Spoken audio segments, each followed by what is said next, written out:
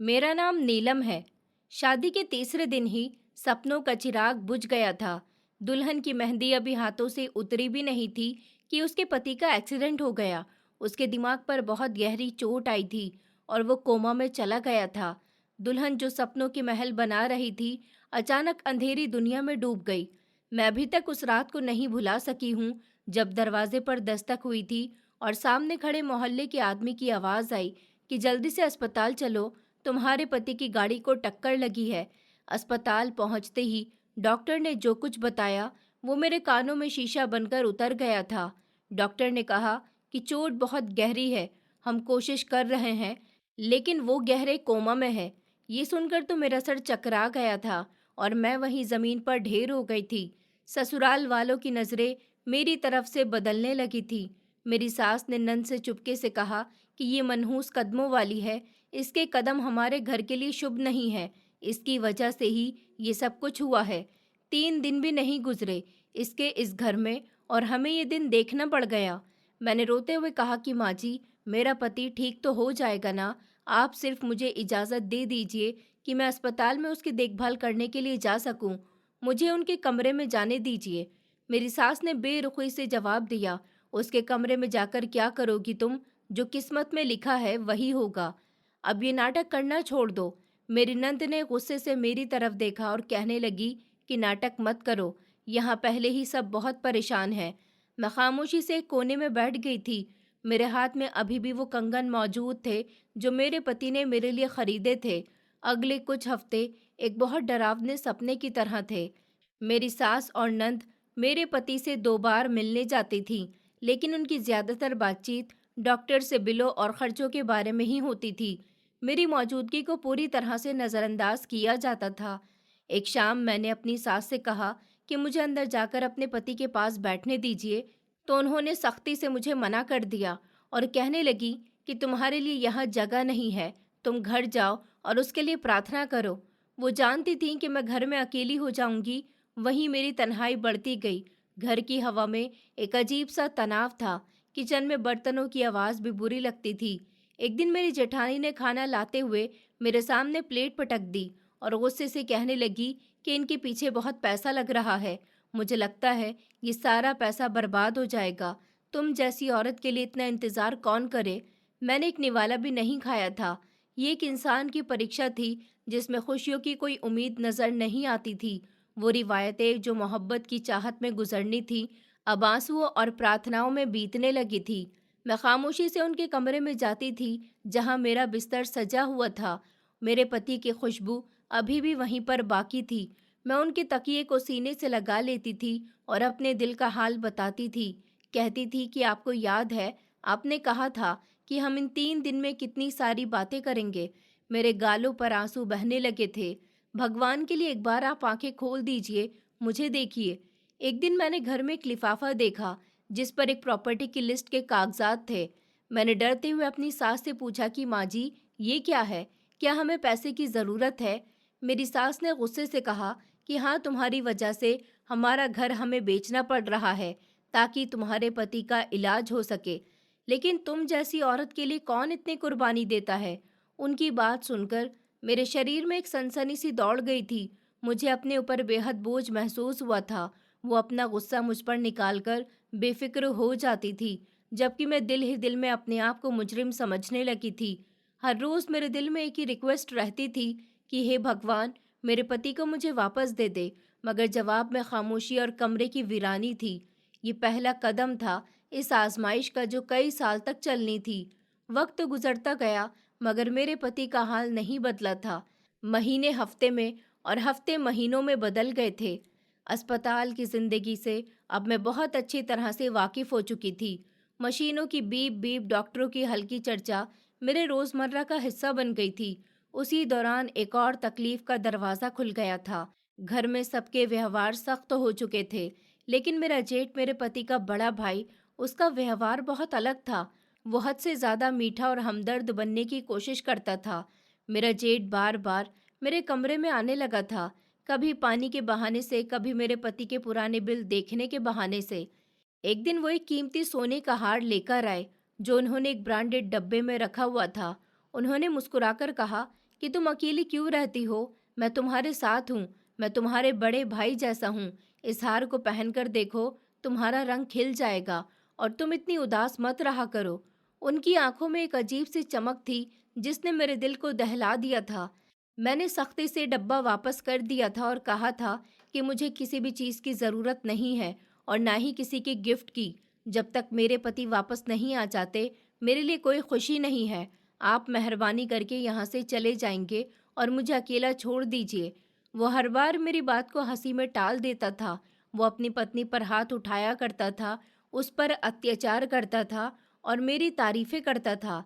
कभी मेरे कमरे के बाहर खड़ा होकर मेरी नंद से कहता था कि देखो, तुम्हारी भाभी कितनी सेवा करने वाली है, हम सबको इसकी इज्जत करनी चाहिए।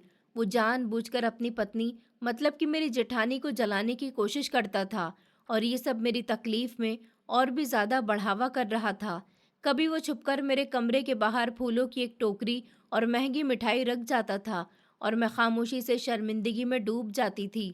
एक बार मैंने टोकरी उठाकर वापस उसके कमरे के दरवाजे पर रख दी थी और मेरे जेठ ने अगली सुबह उसे मेरी सास के सामने रख दिया और कहने लगा, मैंने ये नीलम के लिए भेजे थे, उसने इनकार कर दिया, शायद वो मुझसे नाराज़ है। उसकी इस हरकत ने मेरी सास को और भी ज़्यादा तंग कर दिया था। मेरी सास ने मुझे अपने कमरे में बुलाकर कहा कि तुम हमारे घर में रहती हो और तुम्हारा ये व्यवहार बिल्कुल भी अच्छा नहीं है।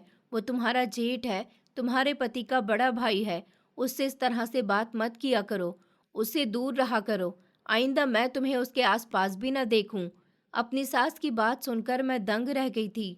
वो मुझ पर ही शक कर रही थी। मेरे लिए इस कंडीशन को संभालना बहुत मुश्किल हो गया था। मेरा दिल कांपने लगा था कि ये सब कहाँ जाकर रुकेगा और मैंने मजबूर होकर दरवाजे पर एक कुंडी लगाना शुरू कर दी थी। मैं ज़्यादातर खुद को कमरे में बंद रखती थी, जितना हो सके अपने जेठ का सामना करने से बचती थी। एक दिन मेरा जेठ रात के समय मेरे कमरे के दरवाजे पर आया और कुंडी बजाने लगा। कहने लगा कि नीलम, बाहर आ जाओ, मुझे तुमसे कुछ ज़रूरी बात करनी है। उसकी आवाज़ से ही मुझे डर लगने लगा था। मैं बिल्कुल खामोश रही, मैंने कुछ नहीं कहा। उसने कहा, दरवाज़ा खोलो नीलम, तुम्हारे पति सुशांत का अस्पताल का बिल बहुत ज़्यादा आ गया है। मुझे लगा इस बार सच में उसे कोई ज़रूरी बात करनी होगी। मैंने अंदर से कहा, जो भी बात है भैया, सुबह करेंगे, रोशनी में सबके सामने, मम्मी जी के सामने भी। फिर उसने हल्की आवाज़ में कहा, मैं तुम्हें वो सब कुछ दूंगा जो तुम्हारा पति तुम्हें नहीं दे सकता। मेरी बात को समझने की कोशिश करो। उसकी ये बात तो मुझे बहुत बुरी लगी थी। मेरा पूरा शरीर पत्थर का हो गया था। मैंने इस समय कमरे में रखी हुई एक छोटी सी चाकू अपने पास रखना शुरू कर दी थी। मुझे उससे बहुत डर लगने लगा था। मैंने सोचा, अगर कभी वो मेरे साथ कुछ गलत करने की कोशिश करता है तो मैं अपना बचाव उससे कर सकूं। एक दिन वो नादान लम्हा भी आ गया था जब मेरी जेठानी ने उसे मेरे कमरे से निकलते हुए देख लिया था। ये दरअसल एक सुबह का समय था जब वो मेरे कमरे में ये देखने के लिए आया था कि क्या अभी भी सो रही हूँ और मैंने कुंडी नहीं लगाई। वो इसी बात का फ़ायदा उठाकर कमरे में आ गया था। मेरी जेठानी, जो रात भर जागने के बाद सुबह की चाय बनाने के लिए निकली थी, उसने अपने पति को मेरे कमरे के दरवाजे से तेजी से निकलते हुए देखा और फिर क्या हुआ, मुझ पर मुसीबत का पहाड़ टूट पड़ा। सुबह होते ही चारों तरफ से मुझ पर इल्ज़ामों की बारिश शुरू हो गई थी। मेरी जेठानी ने चिल्ला चिल्लाकर सबके सामने कहा कि तुम एक मरीज की पत्नी होकर भी गंभीर हालत का फ़ायदा उठा रही हो और मेरे पति के साथ चक्कर चला रही हो। मैंने अपने पति को तुम्हारे कमरे से निकलते हुए देखा है। मेरी जेठानी ने शोर मचाते हुए ये भी कहा कि मैंने कई बार इसके पास कीमती चीज़ें देखी हैं जो मेरा पति इसे लाकर देता है। ये मेरे पति पर डोरे डाल रही है। अगर ऐसा नहीं है तो फिर इसके पास इतनी कीमती चीज़ें कहाँ से आ रही हैं? मैंने अपनी पवित्रता की सच्चाई साबित करने की बहुत कोशिश की, मगर मेरी आवाज़ किसी तक नहीं पहुंच सकी थी। वहां मेरी सास और नंद सब जमा हो गई थी। कोई भी मेरे हक में गवाही नहीं दे रहा था। मैं बार बार कह रही थी कि मैंने कुछ नहीं किया, मैंने तो रात को दरवाज़ा बंद किया था, लेकिन मेरी जेठानी ने आसमान सर पर उठा लिया था। मैं हिचकिचाती रही, न सफाई दे पाई न झगड़ा किया। जब मेरे जेठ ने मेरी सास के सामने बहुत मासूम बनकर कहा कि ये खुद मुझे अपने कमरे में बुला रही थी। इसका कहना है कि ये अपने पति से खुश नहीं है, ये चाहती है कि मैं इसके साथ मोहब्बत करूं। मैं तो सुबह इसे सिर्फ समझाने के लिए गया था कि ये अपनी ऐसी हरकतों से बाज आ जाए। उसकी बातें सुनकर मैं अंदर से टूट गई थी। वो घटिया और झूठा इंसान मेरी खामोशी का फायदा उठा रहा था। मेरे दिल में सिर्फ एक ही सवाल गूंज रहा था कि हे भगवान, मेरी किस्मत में ये सब क्यों लिखा था? क्या इस आजमाइश का कोई अंजाम नहीं है? मेरी सास ने गुस्से से फैसला सुनाया और कहने लगी कि इसे फौरन इसके मायके भिजवा दिया जाए, वरना इसके यहाँ होते हमारे बेटे की जिंदगी खतरे में पड़ जाएगी और हमारे घर की इज्जत भी। हमने पहले ही घर बेच दिया है, अब इसकी बदनामी की वजह से हमारा दूसरा बेटा भी बर्बाद हो जाएगा। मेरी नंद ने दरवाजे पर खड़े होकर मोहल्ले वालों को बुला लिया था और धीरे से उनको बताने लगी कि ये औरत हमारे घर की इज्जत खराब कर रही थी। इस सब हादसे के बाद मेरा ससुराल के घर में रहना अब बेहद मुश्किल हो गया था। एक इंसान भी मेरी तरफ से हमदर्दी देखने वाला नहीं था। मेरी सास ने मेरा हाथ पकड़कर मेरा बैग मेरे हाथ में थमा दिया और कहने लगी कि तुम्हारे पति के होश में आने से पहले तुम यहाँ से चली जाओ। मैं नहीं चाहती कि वो इस सब के बाद भी तुम जैसी औरत का मुंह देखे। मेरी खामोशी को सबने मेरी कमजोरी समझ लिया था। वो समझते कि मैं कसूरवार हूँ, इसीलिए खामोश हूँ। ससुराल का माहौल अब बहुत ज़्यादा तकलीफदायक हो गया था और मैं बेइज्जती के बोझ तले दबकर अपना घर छोड़ने पर मजबूर हो गई थी। मुझ पर जानबूझकर इल्ज़ाम लगाए गए थे। मैंने कुछ नहीं किया था, मैं पवित्र थी, फिर भी मेरी मासूमियत का फ़ायदा उठाया गया था। मैं रूठे हुए दिल और खाली आंखों के साथ अपने मायके जाकर पहुंची थी। मेरे घर में दाखिल होते ही मेरी मम्मी ने मेरी ख़राब हालत देखी, मेरे बिखरे हुए बाल देखे और मुझे गले से लगा लिया, मगर उनकी आंखों में फिक्र के गहरे बादल छाए हुए थे। वो चुपके से पूछ रही थी कि क्या हुआ है बेटी, तुम इस हालत में यहाँ क्या कर रही हो, सब ठीक तो है? मैंने सिर्फ रोते हुए उनको इतना बताया कि मम्मी, मुझसे कुछ मत पूछिए, मुझे बस यहाँ रहने दीजिए। मेरा भाई खामोश रहा। वो सारी खबर पहले ही सुन चुका था और उसकी खामोशी में मेरे ससुराल वालों के इल्ज़ाम की गूंज थी। भाभी के माथे पर नागवारी छाई हुई थी। मैं चाहती थी कि मुझे इस घर में सुकून मिलेगा, मगर मेरी भाभी ने मेरे आते ही मेरा सामान एक तरफ फेंक दिया था और मुंह बनाते हुए कहने लगी कि तुम अपनी मुसीबतें लेकर यहाँ क्यों आ गई हो? क्या तुम्हारा पति तुम्हें वापस नहीं रखेगा? हमारा घर पहले ही बहुत छोटा है। तुम्हारी ससुराल के किस्से तो पहले ही हम सुन चुके हैं। ससुराल में तो नाम रोशन करके आ गई हो, अब यहाँ भी हमारी इज्जत को बर्बाद करने आई हो क्या? यहाँ किसी अनजान लड़के को बुलाकर हमारी इज्जत खराब मत करना। मैं तुम्हें पहले ही खबरदार कर रही हूँ। अगर यहाँ भी अपनी ससुराल जैसा करा तो मैं तुम्हें छोड़ूंगी नहीं, धक्के मारकर इस घर से निकाल दूंगी। वो बार बार मुझे ताने दे रही थी कि तुम बोझ हो, मुझे अभी बच्चे पैदा करने हैं, मेरे बच्चों को भी यहाँ रहना है और तुम्हारी वजह से मेरा कमरा भी छोटा हो गया। मेरा दिल और भी ज़्यादा बोझल हो गया था। अगले दिन मेरी सास का फ़ोन मेरे भैया के पास आया था। वो फ़ोन पर बुरी तरह से चिल्ला रही थी। उन्होंने भैया से कहा, अगर तुम्हारी बहन दोबारा अस्पताल पहुंची तो मैं सब जगह तुम्हारी बहन की बदनामी कर दूंगी। हमारी इज्जत तो पहले ही नीलाम हो चुकी है। ये सब भैया ने मुझे सुना दिया था और कहा था कि तुम कहीं मत जाना। इसके बाद अस्पताल जाने के लिए मुझे अपने जेठ की ज़रूरत हुई थी। एक वही सहारा था जो मुझे अस्पताल में दाखिल होने की इजाज़त दे सकता था, क्योंकि वो अपने घर का बड़ा बेटा था। लेकिन अब मेरी सास की धमकी की वजह से भैया ने सख्ती से मेरे ऊपर रोक लगा दी थी। भैया ने कहा कि मैं तुम्हारे पति की सेवा नहीं कर सकता और ना ही मैं तुम्हें वहाँ ले जाऊँगा। तुम्हारी वजह से मेरी ज़िंदगी मुझे ख़राब नहीं करनी है। तुम यहीं रहो और मेरे लिए और कोई परेशानी मत खड़ी करो। मैं तुम्हें अपने घर में जगह दे रहा हूँ, यही तुम्हारे लिए बहुत है। इस सब ने मुझे और भी ज़्यादा अकेला कर दिया था। भाभी के अत्याचार हर गुजरते दिन के साथ बढ़ते जा रहे थे। वो जानबूझकर टीवी की आवाज़ ऊंची कर देती थी जब मैं प्रार्थना कर रही होती थी। मैं बिस्तर पर लेटी हुई होती तो वो कहती कि जब से आई हो तुम आराम ही आराम करती रहती हो। तुम्हारे आने से हमारे घर की रोटी भी कम पड़ने लगी है। तुम इतना क्यों खाती हो? तुम्हें तो अपने पति की फिक्र होनी चाहिए ना। एक दिन मैंने भाभी को बर्तन धोते हुए देखा, जब वो सख्त शब्दों में कहने लगी कि हमारे घर में नौकरानियों के लिए जगह नहीं है, हम अपने काम खुद कर सकते हैं। मैंने ये सब कुछ बर्दाश्त करके अब रोना छोड़ दिया था और सिर्फ खामोश रहने लगी थी। मुझे महसूस हो गया था कि मेरे मायके में भी पनाह भी कांटों से भरी पड़ी है। मैं हर रोज़ एक ही प्रार्थना करती थी कि हे भगवान, या तो मेरे पति को सेहतमंद कर दे या फिर मुझे मौत दे दे, ताकि मैं इस तकलीफ भरी ज़िंदगी से बाहर निकल सकूं। मेरे जेठ की हवस और मेरे अकेलेपन का फ़ायदा उठाने की कोशिश है मेरे मायके आने के बावजूद भी ख़त्म नहीं हुई थी। मेरा जेठ किसी भी तरह मेरे भैया के ज़रिए अस्पताल के ज़रूरी कागजात लाने का बहाना बनाकर मुझसे कांटेक्ट करना चाह रहा था। उस दौरान जब मुझे मेरे पति को देखने की इजाज़त ना मिली, तो मैं हर छोटे मौके की तलाश में रहती थी। एक दिन मेरे जेठ खुद मेरे मायके के बाहर आकर खड़े हो गए थे और भैया को बुलाकर कहने लगे कि तुम्हारी बहन को इसके पति के पर्चे पर सिग्नेचर करने हैं। मैं इसे अस्पताल लेकर जा रहा हूँ। मेरे भैया झगड़ा नहीं चाहते थे और वो खामोश रहे। इस तरह मुझे अस्पताल ले जाने के लिए मेरे जेठ ने मुझे घर से निकाल लिया था, लेकिन अस्पताल पहुंचने से पहले भी उसने गाड़ी एक तरफ रोक ली थी और मेरी तरफ देखते हुए कहने लगा कि तुम्हें क्या लगता है मैं तुम्हें वहां छोड़ने के लिए आया हूँ। ये शैतानी मुस्कुराहट के साथ वो बोला था। कहने लगा कि तुम्हारा पति कोमा में है और तुम्हारी किस्मत में मोहब्बत और खुशियां नहीं है। ये बात सुनकर मेरे शरीर में डर की लहर दौड़ गई थी। मैंने जल्दी से बाहर निकलने की कोशिश की, मगर उसने दरवाजे पर हाथ रख दिया और कहा, मैं तो तुम्हारा दिल बहला रहा हूँ और तुम्हें वो सब दे सकता हूँ जो तुमने कभी सपने में भी नहीं सोचा होगा।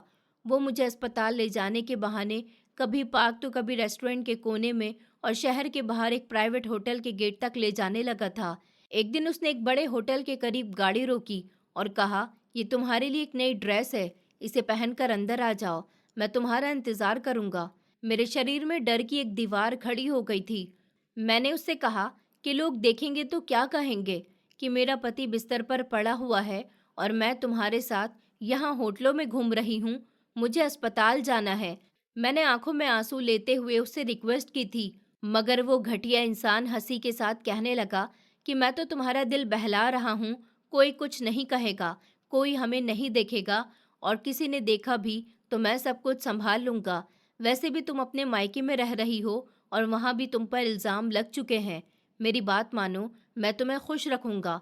मैंने वो ड्रेस पकड़कर खिड़की से बाहर फेंक दी थी, जिससे वो गुस्से में लाल हो गया था। उसने कहा कि तुमने अच्छा नहीं किया, तुम्हें मेरा गुस्सा नहीं पता। मैंने कहा, मैं इससे ज़्यादा और कुछ नहीं सुन सकती। अगर तुमने अब मुझे अस्पताल नहीं पहुंचाया, तो मैं इसी सड़क पर चिल्ला चिल्लाकर लोगों को तुम्हारी हकीकत बता दूंगी। वो मेरे इतना कहने पर थोड़ी देर के लिए घबरा गया था और गुस्से से भरकर गाड़ी मोड़ ली। उस दिन उसने मुझे अस्पताल छोड़ दिया था, मगर जाते हुए उसने मुझे धमकी दी थी कि मैं तुम्हें इतनी आसानी से नहीं छोड़ूंगा, तुम्हें मेरे पास वापस आना पड़ेगा। मैं वहां से अपने पति के कमरे में चली गई थी और मशीनों की आवाज़ के बीच बैठकर रोने लगी थी। ये बात भी झूठी निकली कि मेरा जेठ एक अकेला इंसान था जिसे अस्पताल में आने की एंट्री थी। दरअसल वो मेरी सास के साथ मिलकर मुझे दूर रखना चाहता था। जब नर्स ने मुझे कमरे में देखा तो वो परेशान हो गई और मुझे वापस जाने के लिए कहने लगी। मेरे अंदर मायूसी की आग भड़क उठी थी। मैं हर लम्हा ऊपर वाले से पनाह मांगती रही थी कि वो मेरे जेठ से मुझे छुटकारा दिलवा दे। मेरे जेठ की बढ़ती हुई गलत हरकतें और मायके के घर में भाभी की सख्तियाँ मेरी जिंदगी को दोहरी तकलीफ दे रही थी।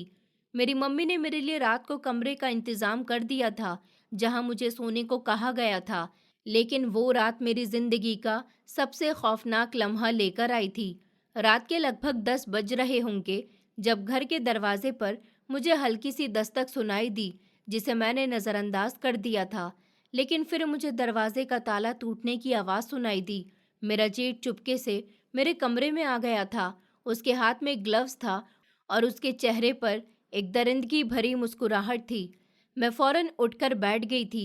मैंने पलंग से नीचे उतरकर उसका रास्ता रोका और चीख कर कहा कि खबरदार, मेरे करीब मत आना। अगर तुमने एक कदम और आगे बढ़ाया तो मैं अपने आप को ख़त्म कर लूँगी और तुम्हें मुजरिम साबित कर दूँगी।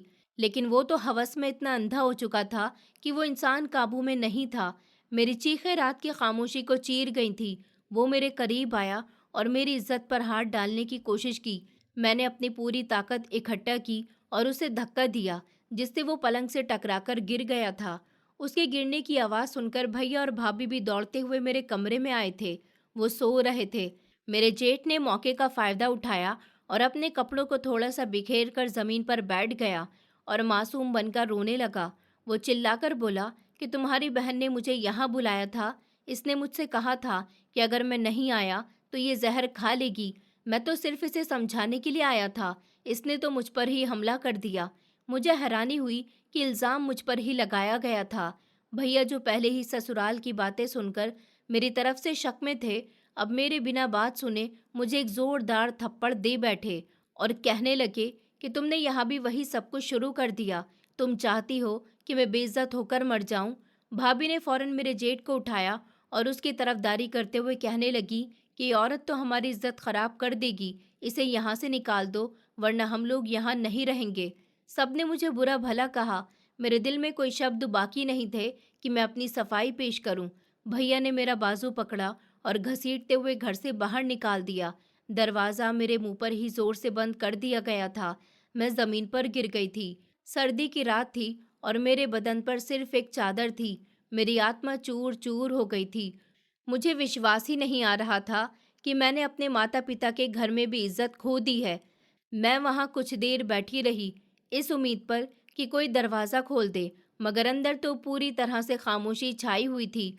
घर से बेदखल होने के बाद मैंने रात मायके के दरवाजे के सामने सड़क पर गुजार दी थी। सुबह होते ही मम्मी की आंख खुली और उन्होंने दरवाज़ा खोला तो मुझे बाहर बैठे हुए देखा। वो तड़प उठी थी। मेरा हाथ पकड़कर चुपके से मुझे अंदर ले आई थी, जबकि भैया और भाभी अभी भी सो रहे थे। मम्मी ने मुझसे सिर्फ इतना कहा कि मैं तुम्हें कहीं नहीं जाने दूंगी, तुम मेरे पास रहोगी। ये देखकर भाभी का पारा चढ़ गया था और अगले कई दिन उन्होंने घर में तूफान खड़ा कर दिया था कि अगर ये औरत यहाँ रहेगी तो मैं खाना नहीं बनाऊंगी। ये मनहूस है, इसने हमारा सुकून छीन लिया है। भाभी ने मेरी वजह से कई बार भैया से भी झगड़ा किया था, जिस पर भैया और भी ज़्यादा चिड़चिड़े हो गए थे। भैया खामोशी से तमाशा देखते रहते थे। वो अपनी पत्नी और बहन के बीच में फंस चुके थे, लेकिन उनकी खामोशी दरअसल भाभी का साथ दे रही थी। मम्मी मेरी हालत देखकर टूट गई थी। उनके चेहरे पर गहरी झुर्रियाँ पड़ गई थी और वो हर समय परेशान नजर आती थी।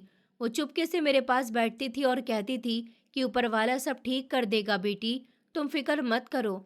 लेकिन मैंने मम्मी के सामने रोना शुरू कर दिया और उनको बताया कि मम्मी, मेरा कोई कसूर नहीं है, वो सब झूठ बोल रहे हैं। मम्मी ने कहा कि मैं जानती हूँ, मगर मैं क्या करूँ मेरी बेटी, तुम्हारा भाई मेरी नहीं सुनता। इतना कहकर वो अंदर तक हिल गई थी। एक रात भैया ने सारी हदें पार कर दी थी। उन्होंने मम्मी के सामने शोर मचाया और कहा कि आपकी बेटी की वजह से हमारे घर में मुसीबतें आ रही हैं, इसे फौरन इस घर से निकाल दो। अगर ये और यहाँ रुकी तो ये हमारे लिए बहुत बुरा होगा।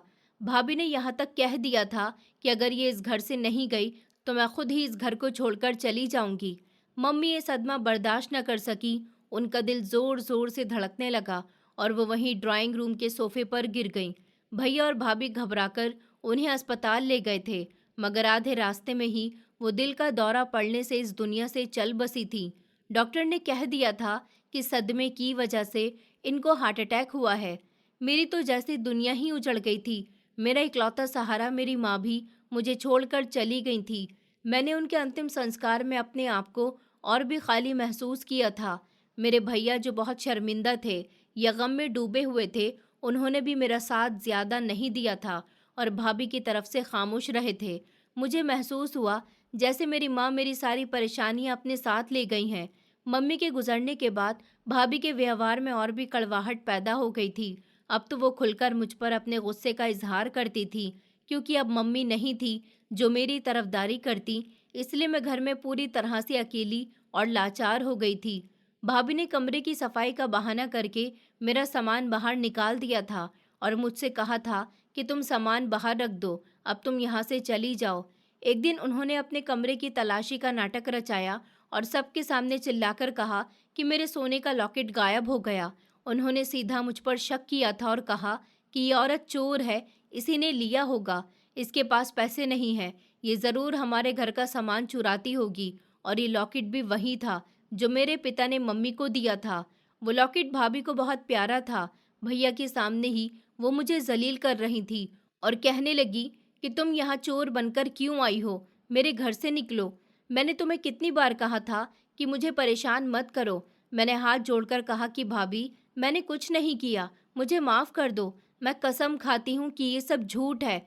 लेकिन भैया ने गुस्से में कहा कि बस करो, मैं तुम्हें अब यहाँ नहीं रख सकता। तुम्हारी वजह से मेरी माँ मर गई है। तुम जाओ और कभी वापस मत आना।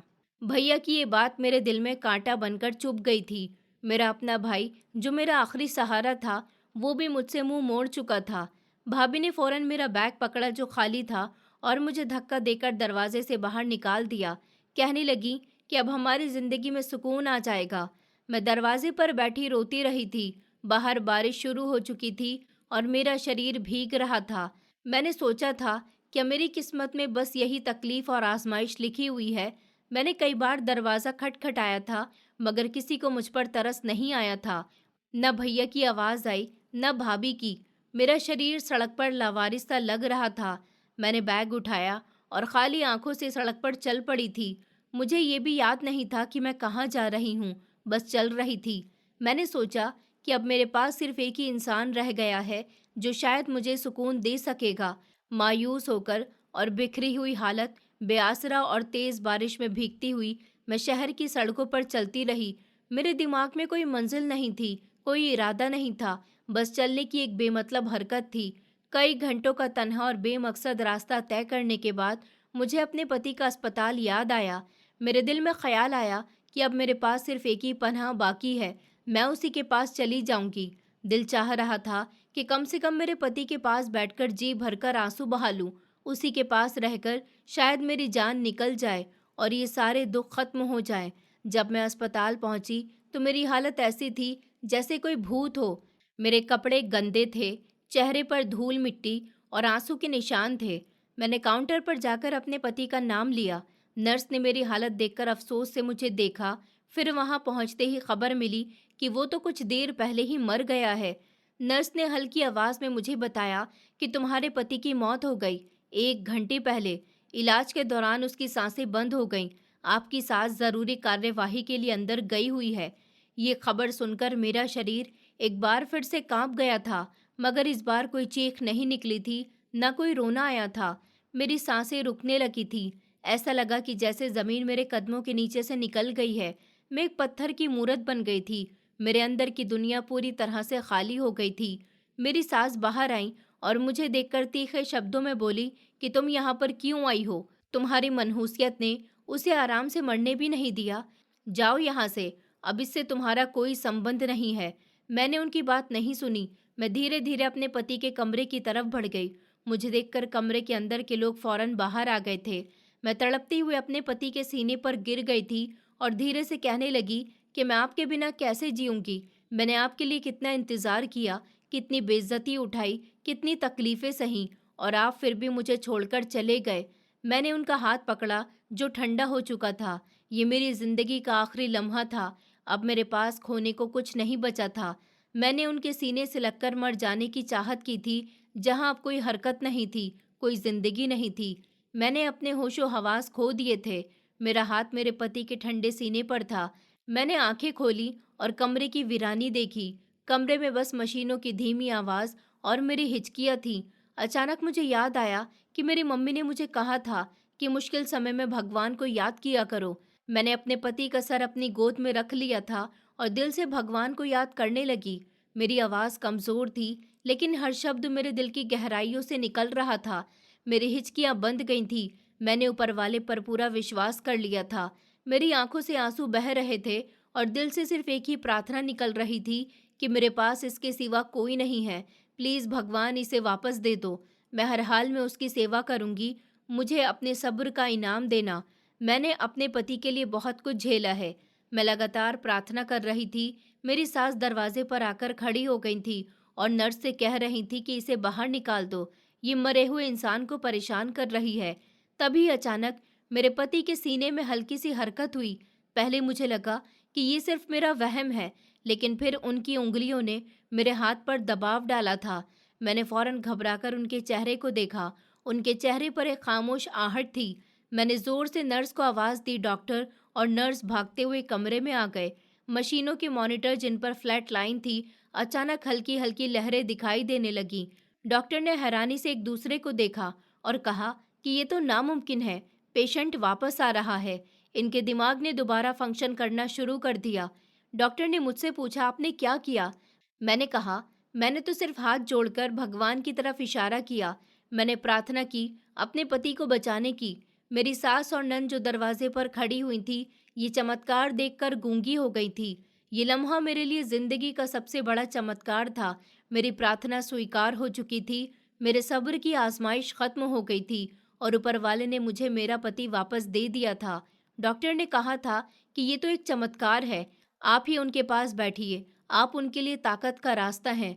मेरे पति के होश में आने के बाद अगले कुछ दिन मेरे लिए नई जिंदगी के साथ थे। हालांकि वो अभी भी कमजोर थे। डॉक्टर ने कहा था कि चमत्कारी तौर पर वो ठीक हो रहे हैं।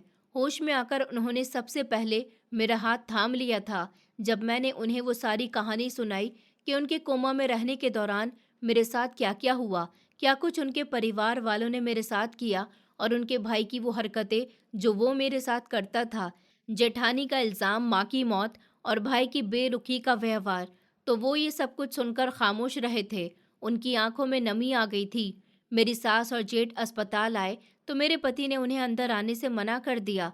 उन्होंने नर्स को बुलाकर कहा कि मैं इन लोगों से कोई संबंध नहीं रखना चाहता, ये मेरी पत्नी को तकलीफ दे रहे थे। उन्होंने मेरा हाथ पकड़ा और कहने लगे कि अब सब ठीक हो जाएगा, हम यहाँ से कहीं दूर एक नई दुनिया बसाएंगे, मुझे तुम्हारी कुर्बानियों का बदला देना है। मेरे पति का इलाज पूरा होने के बाद अस्पताल से छुट्टी मिलने पर उन्होंने सीधा अपने एक दोस्त के घर जाने का फैसला किया था, जो कि दूसरे शहर में रहता था। उस दोस्त अतुल की मदद से उन्होंने फौरन वो शहर छोड़ दिया था। अतुल ने किराए का छोटा सा घर ढूंढ कर दिया था, बल्कि अपनी कंपनी में भी मेरे पति को अच्छी नौकरी दिलवा दी थी। अतुल ने कहा कि तुमने बहुत दुख झेले हैं, अब तुम्हारी खुशी का समय आ गया। धीरे धीरे जिंदगी खुशियों की तरफ लौटने लगी थी। नया शहर, नया घर और नई उम्मीद। हमने एक नए तरीके से सब कुछ शुरू कर दिया था। मेरे पति ने सारे रिश्तों से नाता तोड़ लिया था और मेरे साथ एक सिंपल जिंदगी की शुरुआत कर दी थी। पहले महीने की सैलरी से वो मेरे लिए फूल और छोटी सी सोने की बाली लेकर आए थे और कहने लगे कि मैं तुम्हें वो सब कुछ वापस कर दूंगा जो तुमने खो दिया था। मैंने उनके हाथ से बालियां लिया और कहा कि मुझे बस आप वापस मिल गए हैं, यही मेरे लिए सब कुछ है। मैं सालों के दुख भूलकर नए सपने देखने लगी थी। छोटी छोटी चीज़ों में खुशी ढूंढने लगी थी। अस्पताल की यादें धीरे धीरे धीमी पड़ने लगी थी। नए शहर में हमारी जिंदगी ने एक सुकून का रूप ले लिया था। मेरे पति अपनी नई नौकरी में बहुत मेहनत कर रहे थे और मैं घर संभालती थी। हम अक्सर छोटी सी बालकनी में बैठकर चाय पीते थे और अपने भविष्य के बारे में बातें करते थे। मेरे पति हमेशा मुझे हंसाने की कोशिश करते थे और कहते थे कि देखा, मैंने तुम्हें कितनी मुश्किल समय में छोड़ दिया था, तुमने फिर भी मेरा इंतज़ार किया। मैं उनको जवाब देती थी कि मोहब्बत कभी इंतज़ार नहीं छोड़ता। कुछ महीनों बाद ऊपर वाले ने मुझे माँ बनने की खुशखबरी दे दी थी। ये खबर हमारे लिए किसी दूसरे चमत्कार से कम नहीं थी।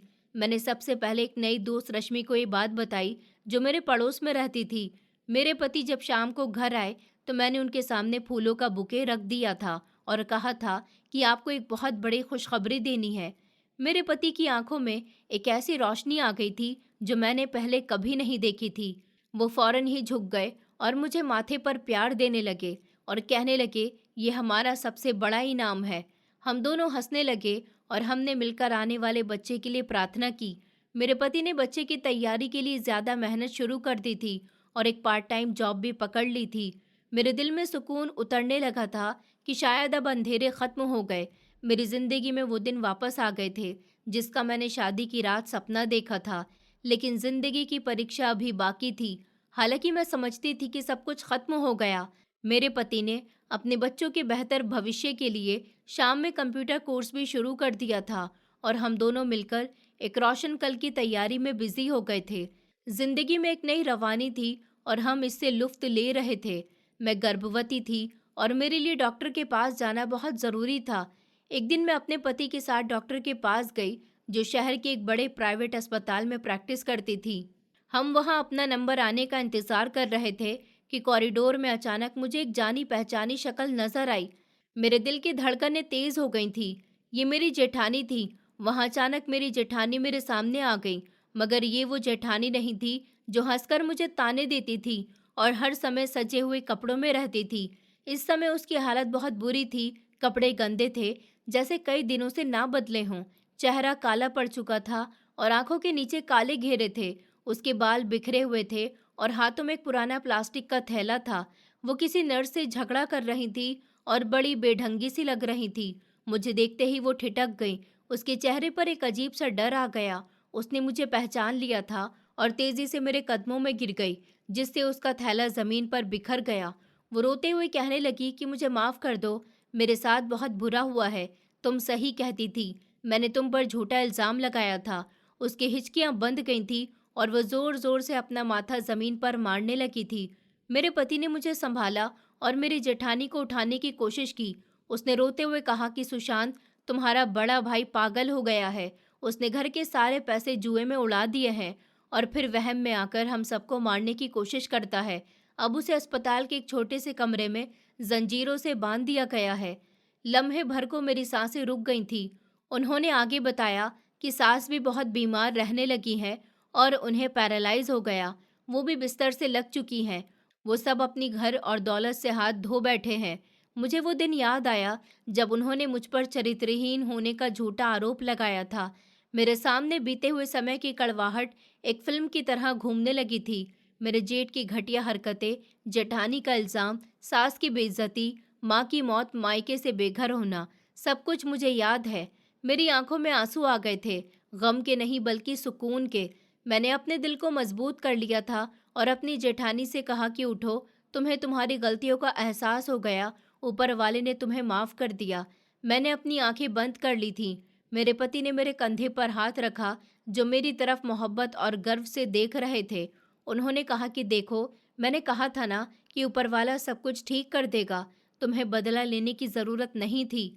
यही इन लोगों के कर्मों की सजा है।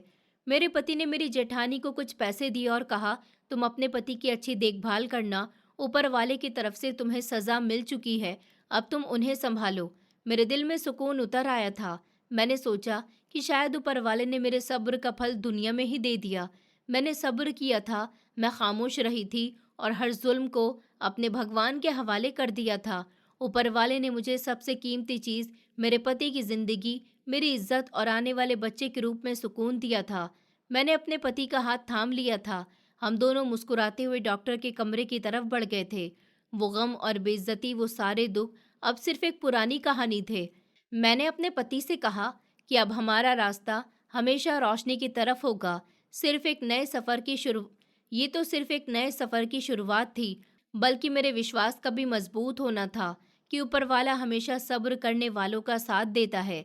जैसे ही मेरी जेठानी और उसके परिवार का अंजाम सामने आया, मैं और मेरे पति ने इस बात को अपनी ज़िंदगी का हिस्सा नहीं बनने दिया। हमने सारा ध्यान अपनी आने वाली खुशी पर लगा दिया था। प्रेगनेंसी के आखिरी महीने बहुत सुकून से गुजर रहे थे। मेरे पति ने अपनी पार्ट टाइम जॉब छोड़ दी थी ताकि वो मेरे साथ ज़्यादा से ज़्यादा समय बिता सके और मेरे दिल को सुकून पहुंच सके। उन्होंने कहा कि तुमने मेरे लिए बहुत तकलीफ उठाई है, अब आराम करना तुम्हारा हक है। हमारी पड़ोसन रश्मि, जो मेरी एक बहुत अच्छी दोस्त साबित हुई थी, हर समय मेरे साथ रहती थी और छोटे मोटे कामों में मेरी मदद कर देती थी। अतुल और उसकी पत्नी भी हमारा बहुत ख्याल रखते थे। पहली बार मुझे ऐसा लगा था जैसे मेरा एक पूरा और प्यार करने वाला परिवार है। वक्त पूरा हुआ तो डिलीवरी के लिए मुझे अस्पताल ले जाया गया था। दर्द में बीतते गए समय में मेरे पति एक लम्हे के लिए भी मुझसे दूर नहीं हुए थे। उनका हौसला भरा प्यार, उनके हाथ की मजबूत गिरफ्त मेरे लिए एक ढाल बन गई थी। हमारी जिंदगी में एक सुंदर बेटे ने जन्म लिया। मेरे पति की आंखों में पहली बार आंसू आ गए, लेकिन वो खुशी के आंसू थे। उन्होंने कहा कि तुमने मुझे एक पूरा इंसान बना दिया। उन्होंने मेरे कान में धीरे से कहा कि खुश हो गई। उन्होंने हमारे बेटे का नाम सुधीर रखा था। वो हमारी सारी आजमाइशों के बाद पूरी होने वाली तमन्ना थी। नए शहर के छोटे से किराए के घर में मेरे बेटे के आने से पूरे घर का माहौल बदल गया था। रातों की नींद कम हो गई थी, मगर हर आँख खुलने पर एक नई उम्मीद होती थी। मेरे पति दिन भर काम करते थे, थके हारे घर वापस आते, लेकिन बेटे को गोद में लेते ही उनकी सारी थकावट दूर हो जाती थी। वो बेटे को सीने से लगाते और कहते कि तुम्हें नहीं पता, तुम कितनी मोहब्बत और कुर्बानी के बाद इस दुनिया में आए हो। मेरे बेटे की नन्ही मुस्कुराहट हमारी जिंदगी की वजह बन गई थी। हमारी नई और सिंपल जिंदगी बहुत सुकून से गुजर रही थी, लेकिन बीते हुए समय का वो साया पूरी तरह से खत्म नहीं हुआ था। एक दिन हम अपने बेटे के लिए एक स्पेशल खिलौने की तलाश में शहर के बड़े बाजार में चले गए थे। जब हम एक गली से गुजर रहे थे, तो मुझे सड़क के दूसरी तरफ मेरे पति की बहन जैसी एक औरत नजर आई थी। वो काफी परेशान हाल में लग रही थी और एक छोटी सी दुकान के पास खड़ी हुई थी, जैसे किसी चीज का इंतजार कर रही हो। मेरा दिल जोर से धड़कने लगा। मेरे हाथ में बेटे का खिलौना था जो कि गिर गया। मेरे चेहरे पर डर के एक्सप्रेशन देखकर मेरे पति ने फौरन मेरा हाथ थाम लिया और कहने लगे, क्या हुआ? मैंने डरते हुए उस तरफ इशारा किया। मेरे पति ने एक नज़र इस औरत को देखा, जो कि मेरी नंद ही थी, मगर अब वो किसी भीख मांगने वाली औरत के जैसी लग रही थी। मेरे पति ने मुझे फौरन खींचा और कहा कि जल्दी चलो, हमें इस तरफ नहीं जाना। उन लोगों के लिए मेरे दिल में कोई जगह नहीं है। जहाँ हम हैं, हम वहीं जाते हैं। हम तेजी से वहां से निकल गए थे। इस हादसे ने मुझे याद दिलाया था कि मेरा बीता हुआ समय एक भूत की तरह है, जो किसी भी समय जाहिर हो सकता है। मुझे कुछ देर के लिए बहुत बेचैनी महसूस हुई थी। मैंने रात को अपने पति से कहा कि ये सब सच में कभी खत्म होगा या नहीं। मेरे पति ने बेटे को सीने से लगाया और कहने लगे कि सब कुछ खत्म हो चुका है। हम उन लोगों के लिए मर चुके हैं।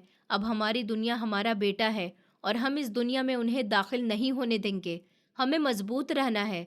मेरे पति की ये बात और उनकी मजबूती ने मेरे दिल में दोबारा सुकून भर दिया था। उन्होंने बेटे को लोरी सुनाई और हम सब एक नए भरोसे के साथ सो गए थे। वक्त अपनी रफ्तार के साथ गुजरता जा रहा था। 5 साल गुजर गए थे और हमारा बेटा अब एक इंटेलिजेंट और शरारती बच्चा बन चुका था, जिसकी बातों और हंसी से हमारा छोटा सा घर गूंजता रहता था। मेरे पति ने अपनी सख्त सेहत और काबिलियत से अपनी कंपनी में एक अलग पद हासिल कर लिया था, मगर उनका सपना हमेशा से अपना काम शुरू करने का था। अपने दोस्त अतुल के साथ मिलकर उन्होंने फिलहाल एक छोटी सी आईटी कंसल्टेंसी फर्म शुरू की थी। उनके काम में बड़ी मेहनत थी। अक्सर मेरे पति देर रात तक काम करते थे, लेकिन इस बार फर्क ये था कि ये मेहनत किसी और के लिए नहीं, बल्कि हमारे अपने भविष्य के लिए थी। मेरे पति की कंपनी तेजी से तरक्की कर रही थी। 1 साल के अंदर ही हमने फैसला किया था कि अब किराए के घर से निकलकर अपने एक छोटा सा घर खरीदा जाए। हमारी जिंदगी का सबसे बड़ा खुशी का दिन वो था जब मेरे पति ने अपने नाम की तख्ती घर के दरवाजे पर लगाई थी। वो मेरी जिंदगी का दूसरा सबसे बड़ा खुशी का दिन था। मेरे पति ने चाबियां मेरे हाथ में रख दी थी और कहने लगे, ये तुम्हारे सब्र का घर है। इसे तुम अपनी मर्जी से सजा सकती हो। ये घर छोटा था, लेकिन इसमें मोहब्बत और सुकून की बहुत बड़ी सल्तनत आबाद थी। मैंने भी अब हुनर को इस्तेमाल करने का फैसला किया। मैंने अपने पड़ोस में घर पर ही हैंडीक्राफ्ट्स और होममेड फूड का एक छोटा सा बिजनेस शुरू कर दिया था। शुरू में सिर्फ रश्मि और उसकी कुछ दोस्ती ही मेरी कस्टमर थी, लेकिन मेरी मेहनत और खाने के टेस्ट ने जल्द ही पूरे मोहल्ले में फेमस कर दिया था। ये छोटा सा काम न सिर्फ मुझे पैसों की तरफ से मजबूत कर रहा था, बल्कि मुझे एक नई पहचान भी दे रहा था। मैं सिर्फ किसी की पत्नी या माँ नहीं थी, बल्कि एक कामयाब बिजनेस वुमन बन चुकी थी। मेरे पति हमेशा मेरे काम की तारीफ करते थे और मेरे हर ऑर्डर को टाइम पर पहुंचने में मेरी मदद करते थे। जिंदगी में सुकून और कामयाबी आ जाने के बाद हम दोनों ने मिलकर बीते हुए समय के जख्मों को भरने का फैसला किया था।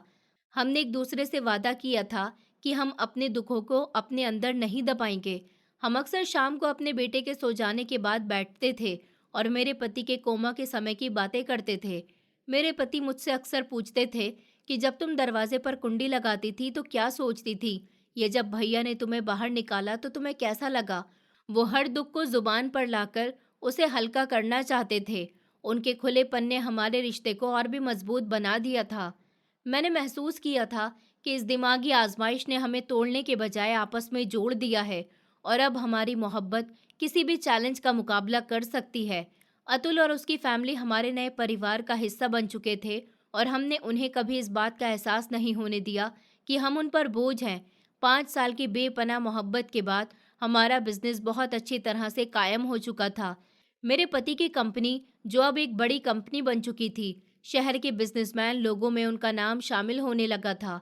अतुल ने कंपनी की प्रमोशन के लिए मेरे पति की फोटो के साथ एक अखबार में छोटा सा टॉपिक भी शामिल करवाया था। हमें खुशी थी, लेकिन यही बोला था कि जब बीते हुए समय ने एक बार फिर से दस्तक दे दी थी। एक सुबह जब मेरे पति ऑफिस जा चुके थे, तो घर की घंटी बजी।